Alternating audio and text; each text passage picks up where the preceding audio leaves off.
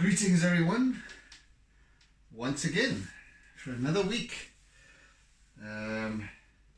From Kit Kat and me. Here we go. Say hello, Kit Kat. Wave a little bit. Not happening. Okay. Right. Some of you might see, will be able to perceive something's a little different here.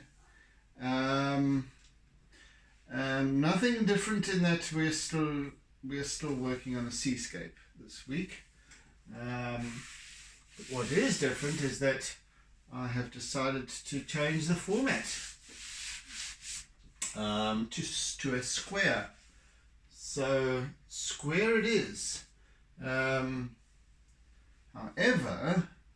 I shan't be requiring a T-square this week. We're just going to hit straight into it. Without further ado. Right, let's get going with the composition as we always do. So yes, it's squared up, and just for something different, a little interesting. Let's see how this goes, huh? Alrighty ho. This is going to take again I luckily stocked up on my whites last week, so I've got plenty of no, wrong one. Let's use another one here. I've got plenty of white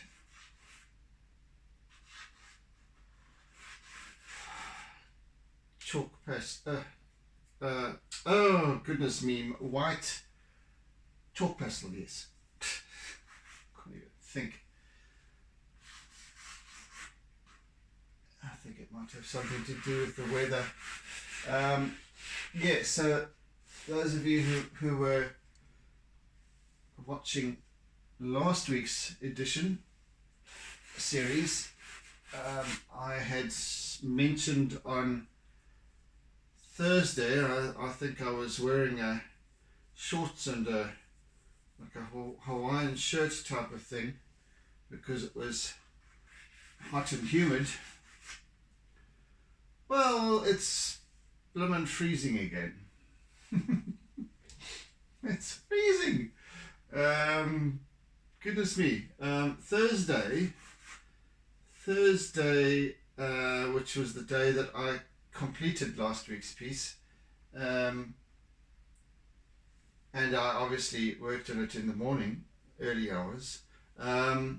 So Thursday, I went out. Yes, I went out to purchase some more pastels, white specifically, and I decided to go early because I knew it was going to be quite a warm day. By the time I got home at just before 9 o'clock, about 10 to 9, it was already 37 and a half degrees centigrade, that is. And some of my friends on Facebook in Durban, or friends whatever, in Durban, recorded, I think before 10 o'clock it was already up to 43 degrees. Goodness me, it was so blinking hot, you have no idea. Anyway, I'm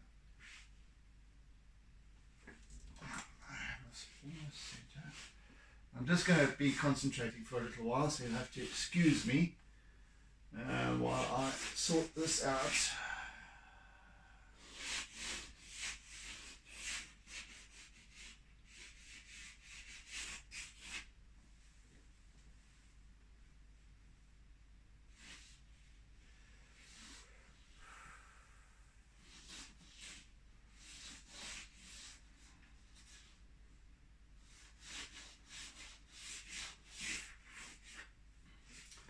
you will have no idea what's going on for a little while with this piece.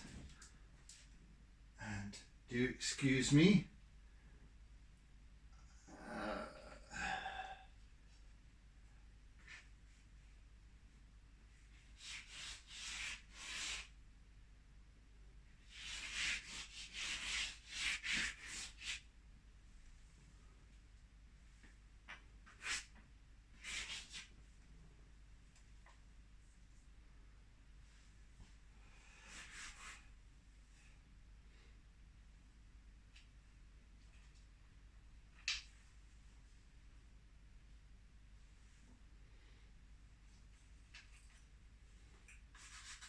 Right.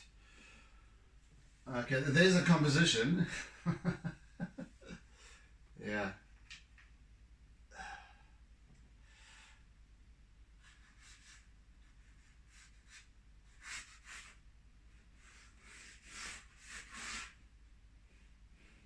Not quite, but it's pretty much it. It's pretty much getting there. That's a case of just working on this. Some absolutely lovely colours today in this week in this piece. Love it. Yeah, so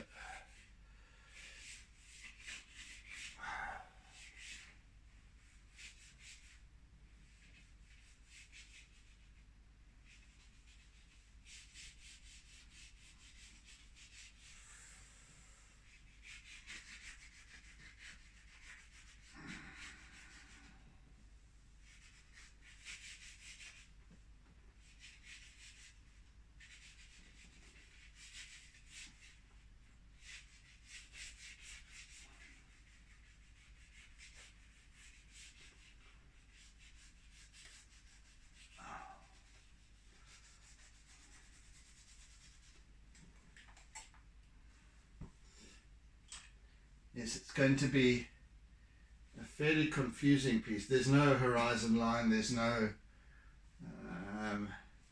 land per se. It's purely this. It's really purely this wave and the frothy foreground.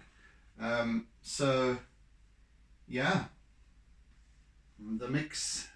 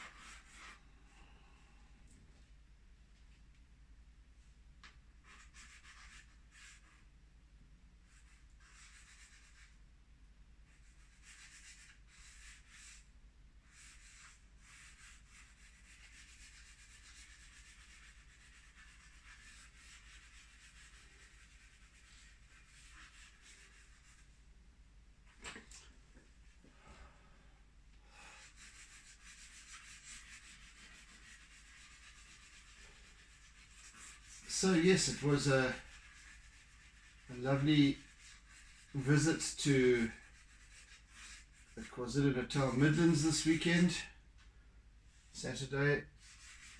A wonderful farmers market on the Karkloof Road.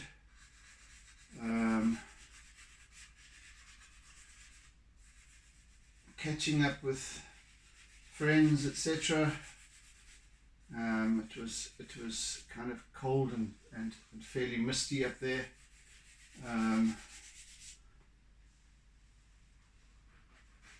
But wonderful, and it was so good to just recharge.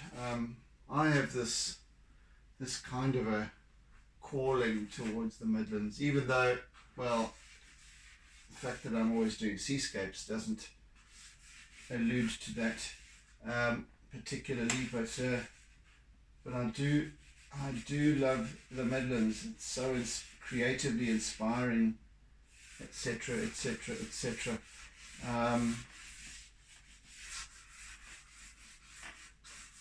Always, for me. So it was just fantastic to be able to feel that energy and the lovely vibrations up there, and also the calming energy of it. Even people's attitudes are different, and the whole vibe is just so much more relaxed and so on. So it was really good to get some of that back.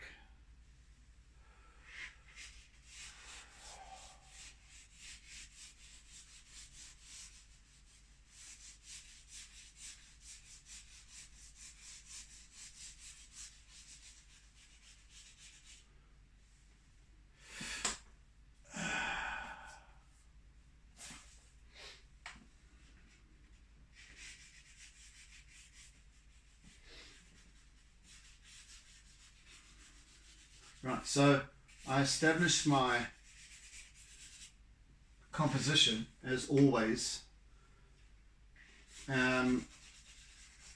using my charcoal to get the darker areas, well, in other words, constructing the composition, so getting the basic shapes in place and how it all works together.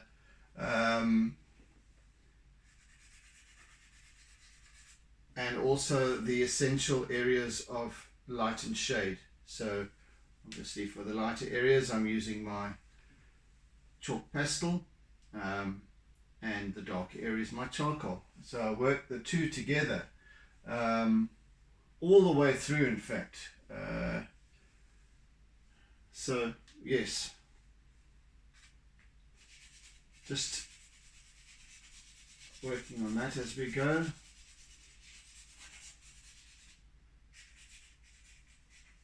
Incidentally, a special welcome to any new subscribers, and there have been a few, and so a special welcome to Lynn Best, who's subscriber number 60. Woohoo! Yeah, welcome. Welcome to everyone who's new to the channel. On the way to 60,000, huh?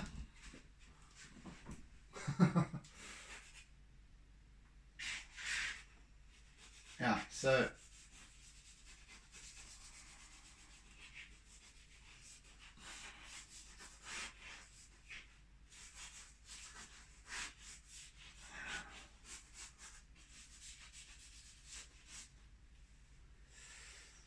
right, let's push that back.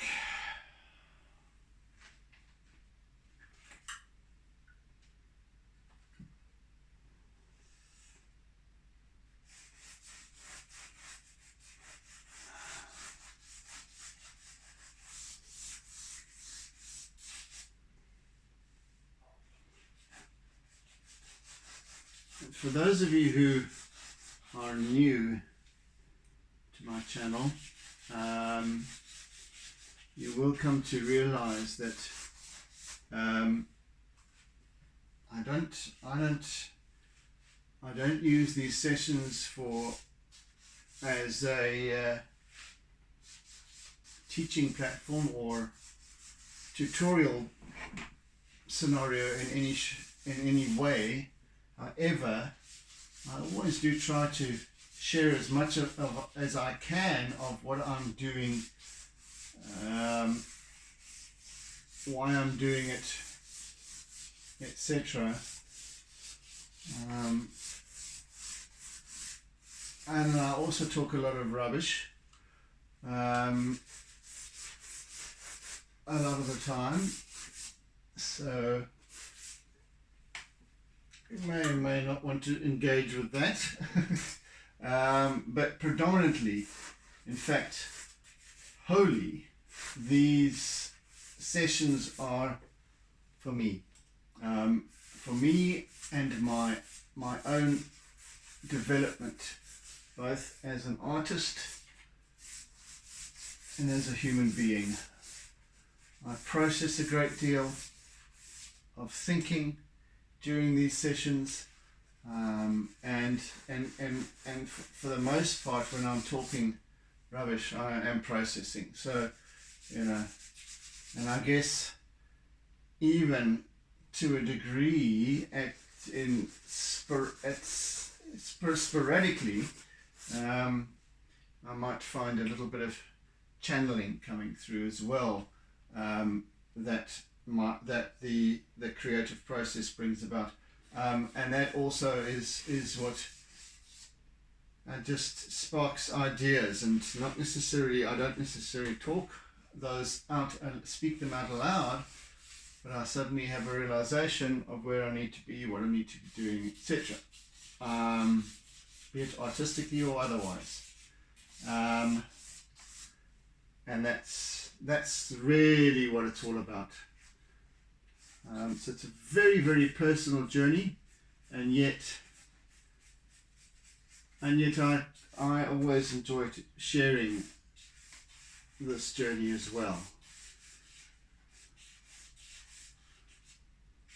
So in the hopes that somebody somewhere along the line might either gain something from it, learn something from it, or just chill and sit back and watch these artworks come together. Which whatever floats your boat. Hopefully, if you do have a boat here, it is floating anyway.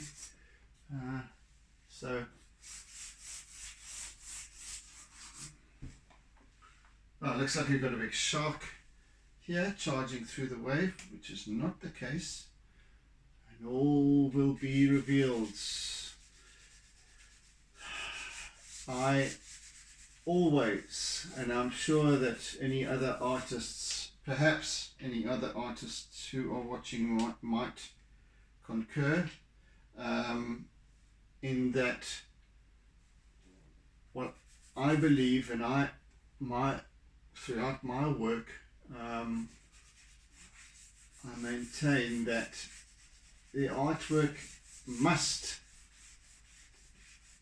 and again I stress that I only speak for myself and my own work, but the artwork must come together as a whole, not in sections, because the artwork itself has an energy, and it needs to develop as it will. It needs to develop not sequentially, but overall. I might work here and there along the way, but you will see in all of my artworks that it comes together. It starts to emerge the whole in its whole, little by little by little. So yeah, again, that's just the way I like to do it, because I believe that each artwork has its own kind of soul that needs to be revealed, and I don't think that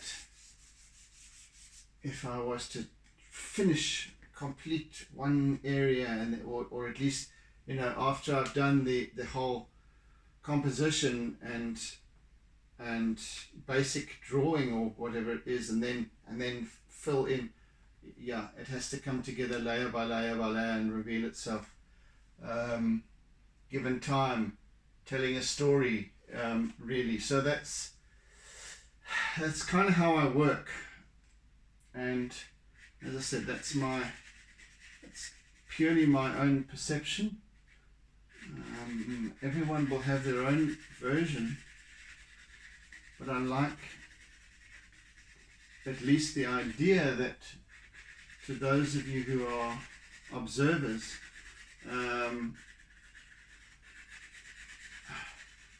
will see a story unfold rather than, well, going, well, okay, that's looking great, the rest is going to be much the same. I mean, right now you can't really tell what's going on. Some of you might, but it will reveal little by little by little. It's the way I like it to be. It actually makes it more exciting for me as well, because at this stage I've already let go of the controlling the process from start to finish. I've let go of it, and I can talk, I can relax, I can just see how it comes together, which makes it all the more fun for me, because there's expectation, there's anticipation rather than expectation, as the piece evolves. And what on earth just is going on here? So that's also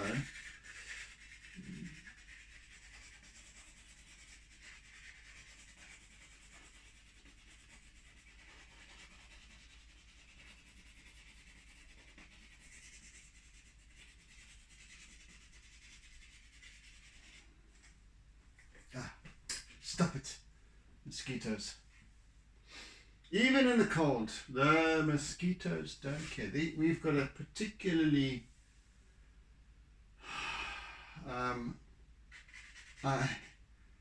resilient breed of mosquitoes that have prevailed the past, I'd say 3 or 4 years, 5 years maybe, that they don't give a toss for any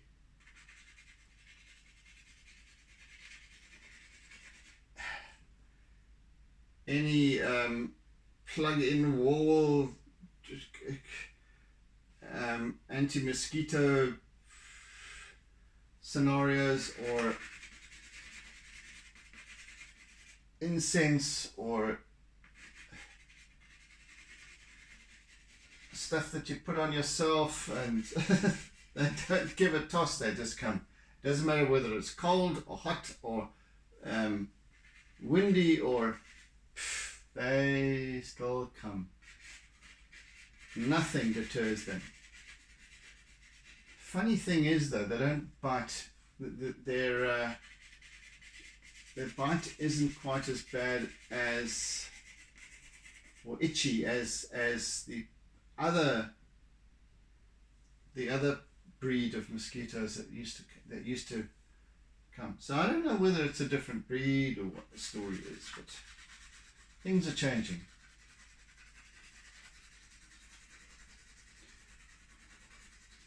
So yes, you'll notice that I just work wherever I need to be, wherever I'm called forth, because in letting go, I've also relinquished my control, my overall control,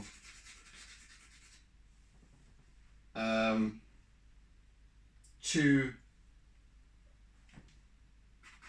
the medium or mediums. So I might now and again pick up a piece of charcoal, or even a piece of Conte, or whatever it is. Eventually I'll be working in color, so I'll be working with colored pastels, as well as then I'll suddenly decide I need some charcoal there, or working with my eraser, or whatever it might be, and talking rubbish throughout. So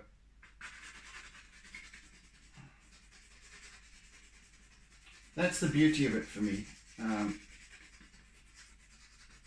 then it just comes together slowly, and it emerges. And I've got an idea, of course, of these specific focal points and so on, which is kind of in this area over here.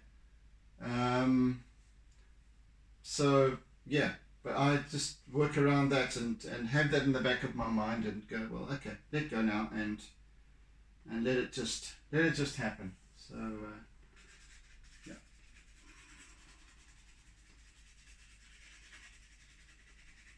So at this stage, I'm just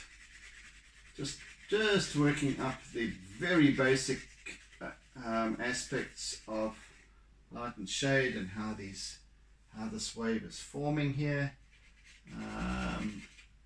And I shall be then perhaps tomorrow or the next session I'll be introducing some color. So the colors here are going to be this wonderful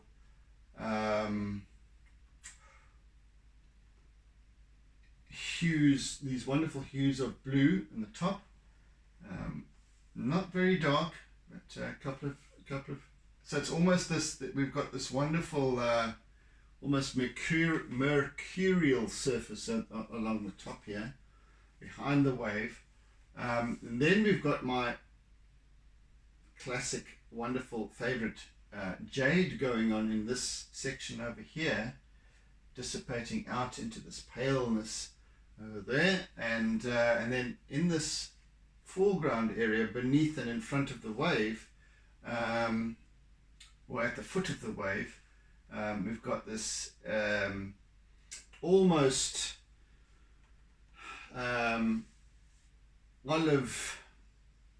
olive brown, really. So yeah,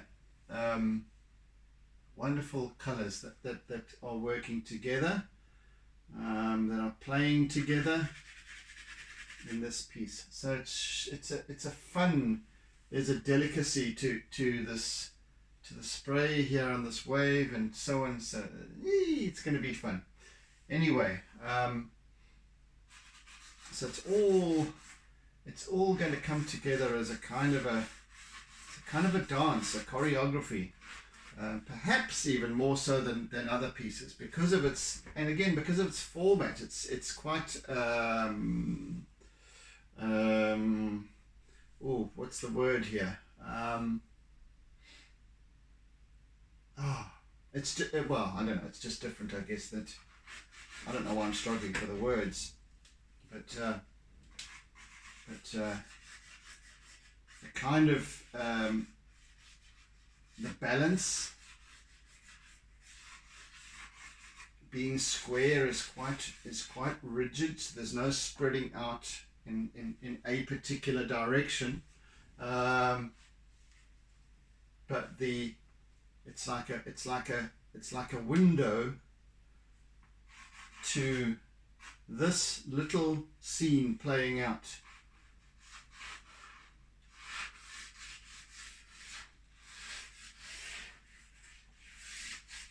Which I really enjoy. Ooh, oopsie, didn't put my clamp on.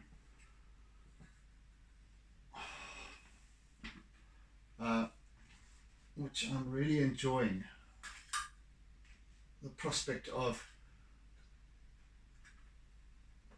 witnessing it unfolding.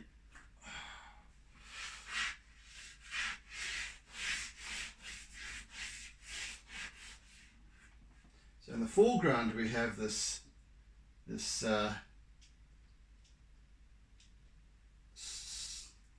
foamy surface that's obviously been left by the previous wave, and of course right down beneath us here would be obviously out of the picture or out of the image area.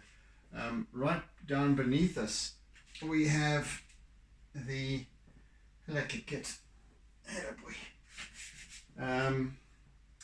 we have rocks. We have a rocky outcrop, and the waves are crashing up against the rocks and then reducing back down again and pulling back and sucking back. So we've got this foreground area that is just sort of all this buoyant foam that kind of just stays there, and the next wave comes crashing in and crashes up against the rocks and then falls back down again. And so we've got this constant foaminess in the foreground. Do you want to come and sit here? Where do you want to, what do you want to do? Oh, no, down again.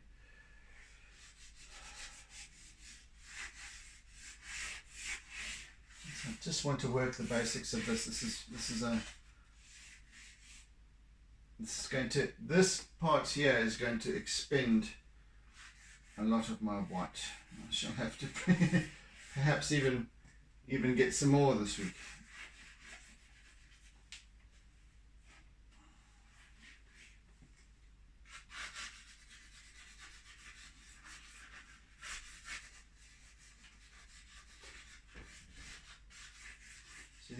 Another reason why I like to work on the piece as a whole rather than in areas or regions is that I like to as I sit here, I begin to immerse myself in the energy of the subject. The location, the feeling of it, the smells, the sounds, the even the taste of it, the saltiness of the water and on my face, feeling of the spray that's maybe cascading over me. It's I have all of that those experiences, because I obviously captured the reference imagery, so I'm placing myself back there to once again bring forth the memory of that, of feeling what it was like, and perhaps even tapping into childhood memories and experiences of these wonderful waves and all of the excitement around the anticipation of waiting for the next wave to come along and all that sort of thing. So as I sit here, I energize this piece. So as I said, I hand over the reins to the various mediums that I'm using, materials, whatever it is. And I just energize it. I just give it the energy that it requires to unfold organically. And I think that and I've come to these kinds of realizations over a period of time. Obviously, it's not something I'm just sort of making up for the sake of it. It's definitely the realization has definitely assisted me as an artist to develop, because understanding what actually is going on and how something comes together seemingly without my absolute control. Not seemingly, it literally does. And because it's describing itself, because I'm simply giving it energy, so it's describing itself. So that's why I'm working all over the show, and wherever I'm needed and called upon,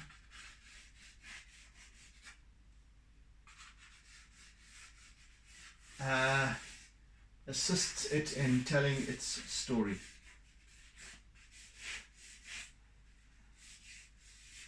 So it might sound like I'm over dramatizing the whole thing, but that's really what it is. And many of you as artists yourselves would understand that, or perhaps even, I like to give perspectives during these sessions. So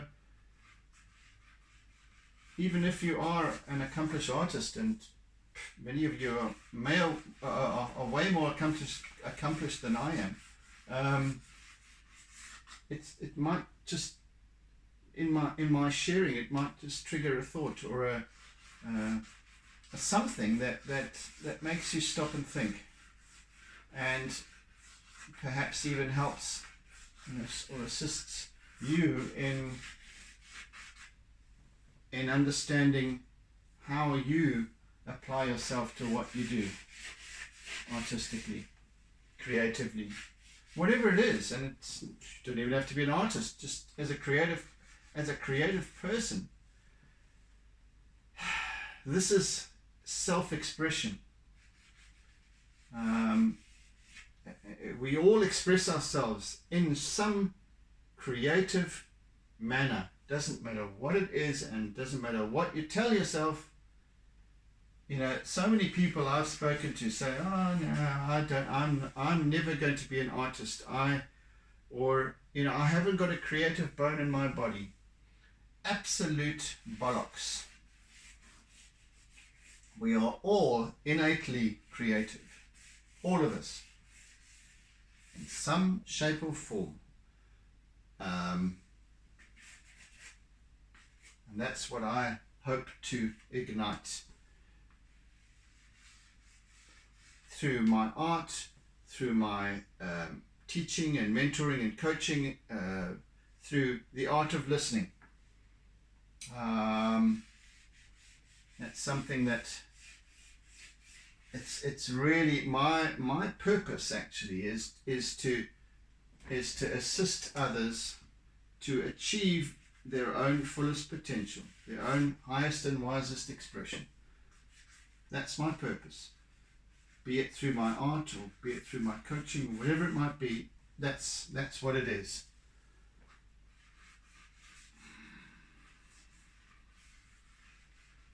So, and I do so by sharing perspectives. I can't tell somebody how to be. Cannot. Don't have the right even. I cannot tell somebody how to think, what to believe. That is wrong on every single level, and yet it happens all the time, everywhere. People are led by the nose. Come on, led by the nose.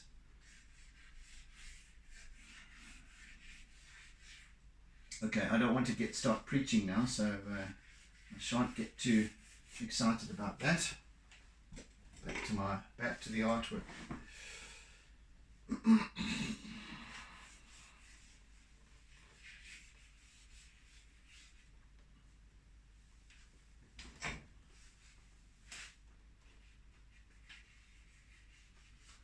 So it's been fun for me to, I don't even know how long I've been running this YouTube channel for, but since I switched over from Facebook Live to YouTube, to my YouTube channel, and it's only been, oh goodness, what I don't even know, maybe 3 months. Something like that. I don't even know. I must see if I can check. So I had a number of, just a few videos uploaded to my channel, but that was more to do with the coaching aspect of things. And I only had something like six subscribers at that point, 5 or 6. And the videos were just few and far between. I think that there were 8 or 10 videos up there, something like that. Less than 10 actually. And then I swapped over, and then I suddenly gained a trickle, and then gradually over this last period, more and more people have started to join in, or at least follow, subscribe to my channel, and so yeah, it's lovely. It's really nice to have.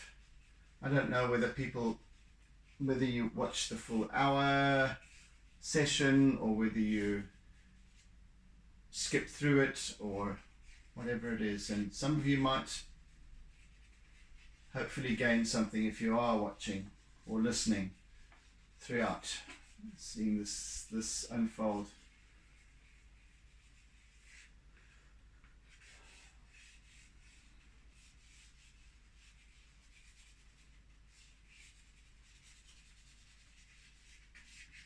So there are, in developing it as a whole, I'm looking at how the different areas work together, how they synergize, how they, just like the performers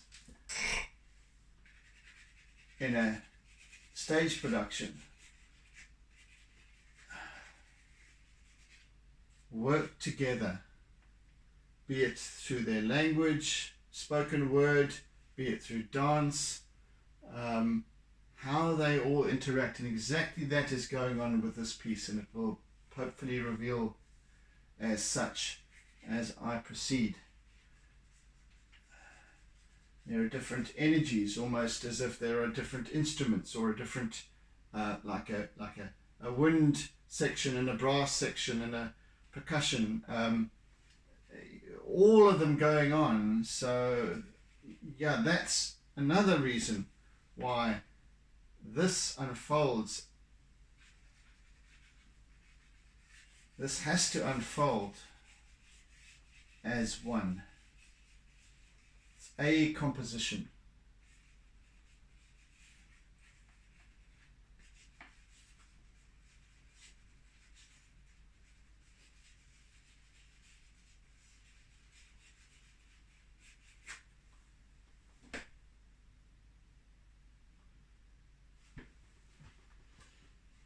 So with an orchestral composition,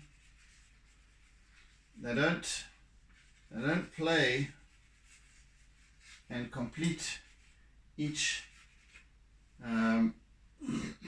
So the brass section does their little bit, and then the percussion, drums and what have you, does their section complete fully, and then after that comes the brass, and then after that comes wind, and then after that comes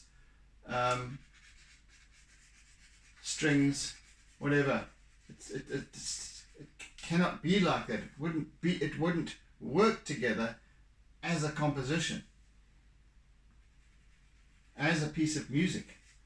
Wouldn't make sense. And just the same, I feel that an artwork doesn't really make sense if you put it together one little piece at a time and finish it completely as, yeah, there we go. Anyway, whatever.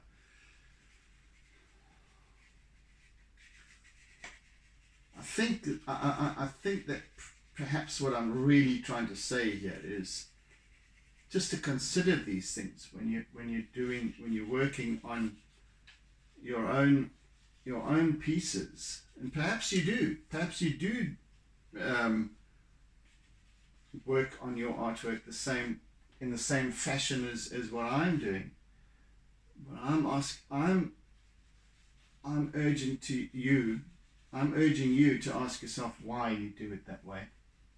What is it? What is it that gets you to work it that way? And I'm trying to give you a perspective, offer and share a perspective as to that why. Well, at least I'm sharing my reasons why.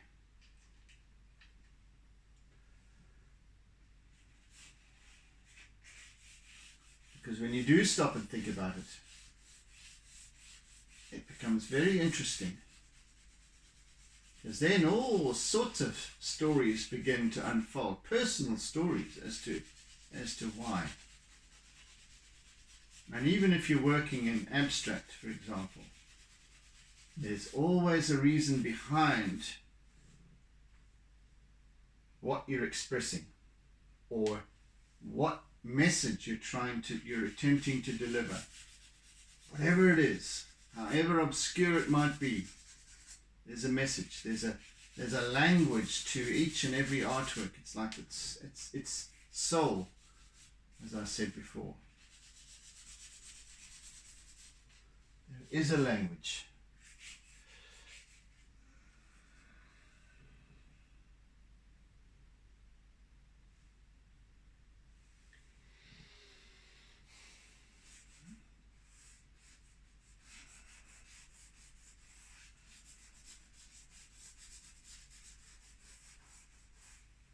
And once you find that, and this is my experience, once I've found that reason why I do what I do,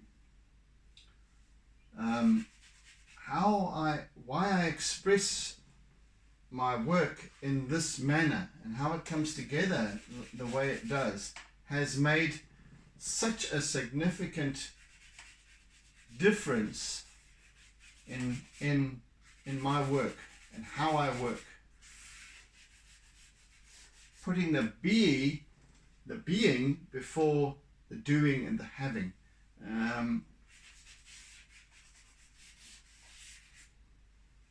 Yeah.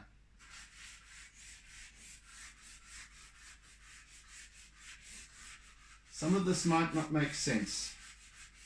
I might, to some of you, be at this point be talking garbage, and that's okay.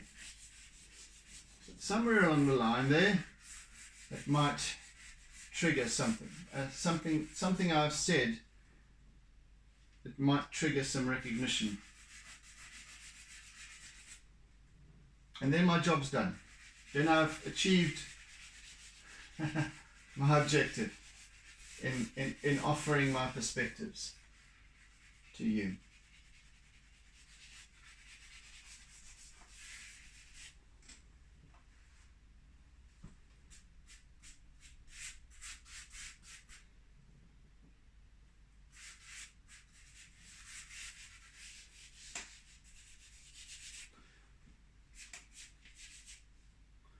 So what I attempt to do here is to take this artwork as far as I can as almost a black and white image before adding color. So almost getting to the point where it could work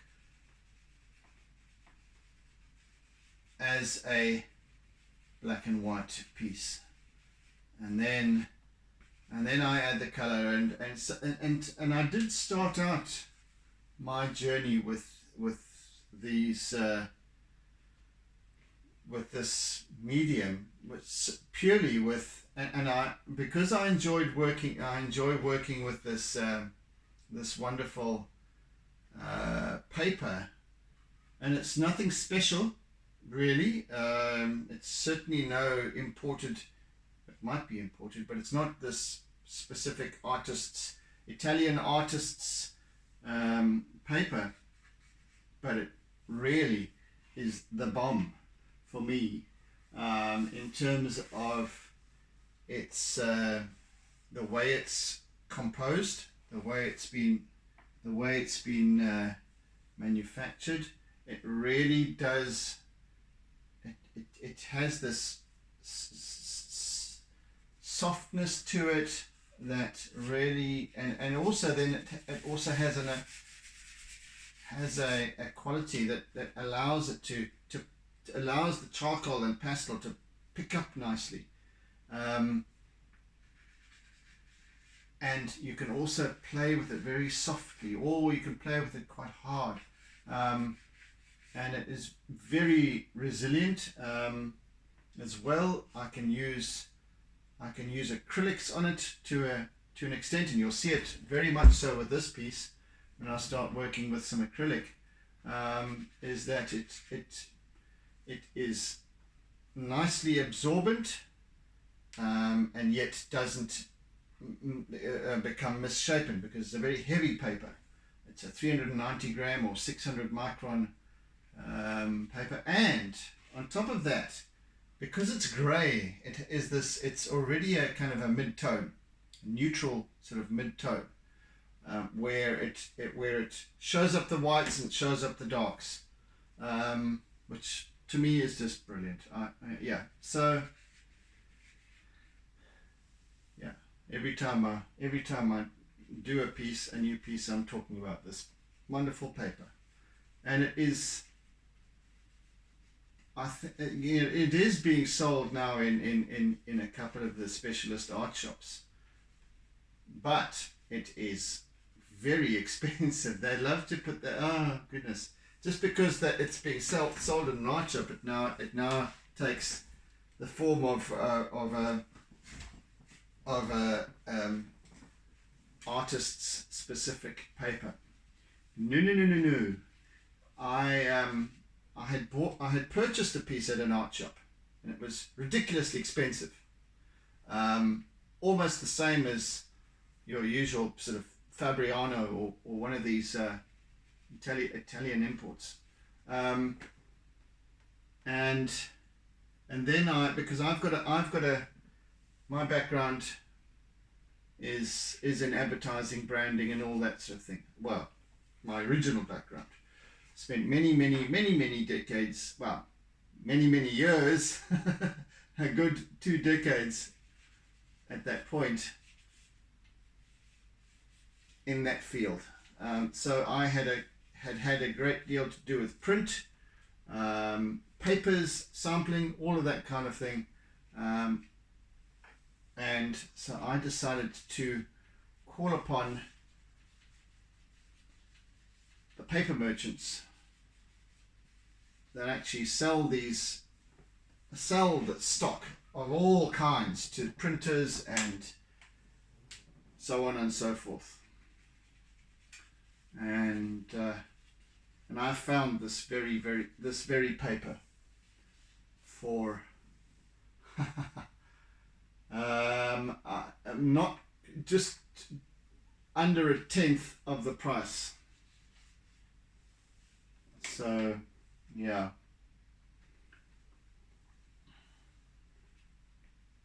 so that was the last.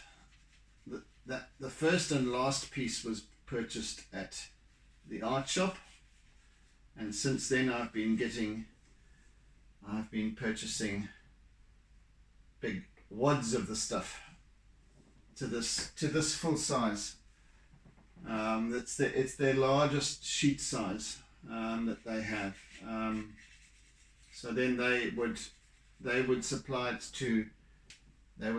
a stack of the stuff to printers, who would then cut it down, guillotine it down to their specific size requirements, etc.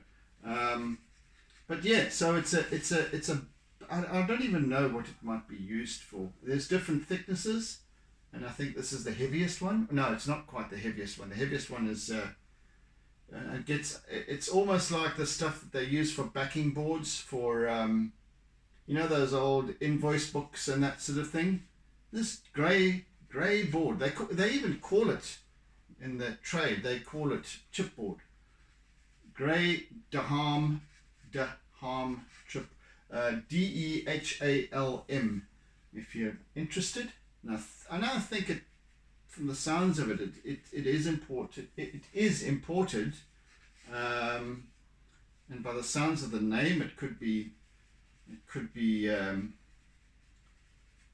the Netherlands or somewhere. Yeah, it sounds Dutch to me.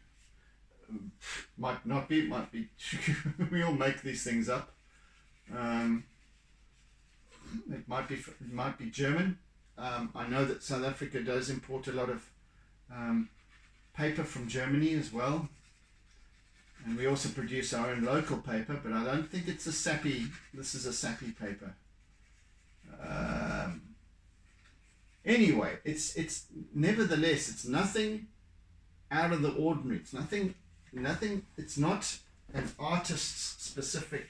It wasn't designed specifically with artists in mind. It's just that some of us have cottoned on to the wonders of this particular paper. So, what was my original story surrounding this? So yes, I can get a really nice balance of light and shade, and I can work with my white as much as I can with my black, and then everything in between. So highlights really punch out well, whereas with a white paper you've already got your absolute white, and now you have to cover more area. Anyway, so I enjoy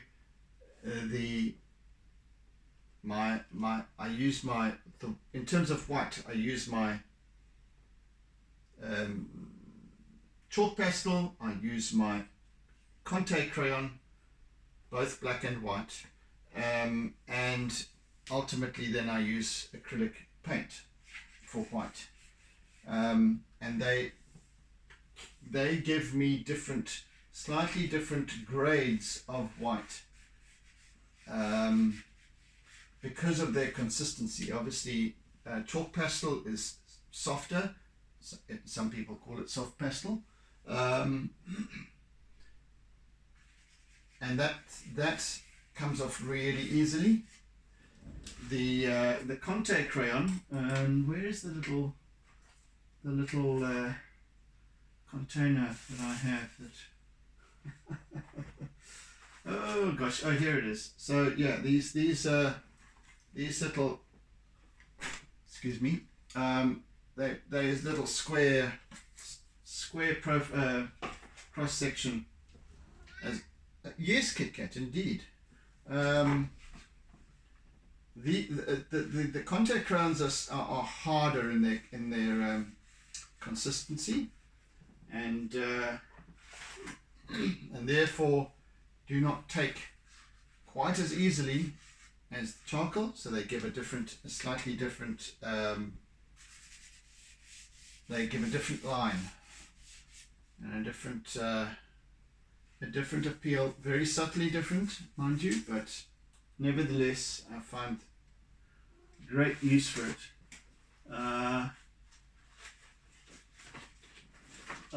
Kit Kat, what are you doing? And then of course the acrylic paint for absolute whiteness, and I'll use that quite subtly, but hopefully to great effect where it's needed.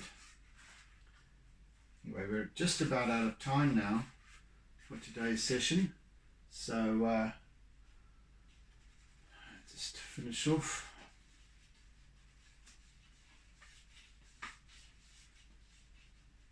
Kit Kat, I don't know what you want to do here, but I wish you would decide. Take a decision and do it. What do you want? What do you want?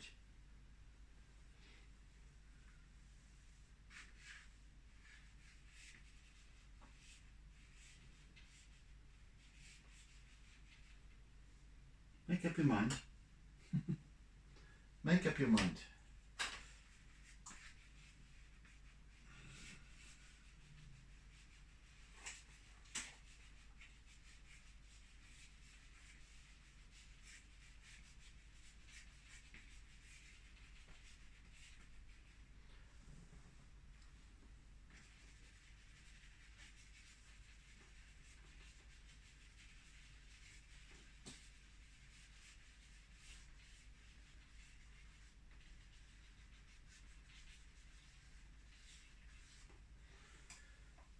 Right, I think we're done for today. Kit Kat, you're up and down.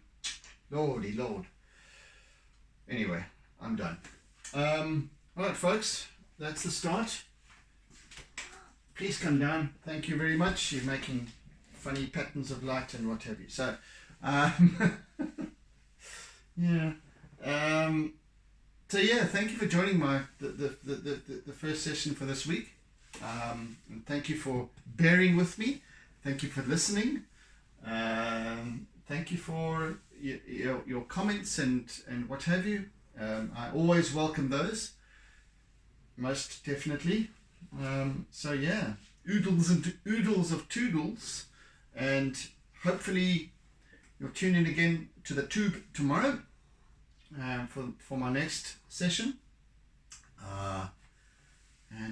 Otherwise, have a fantastic day further, people, and catch you again soon. So take care, be good, bye bye,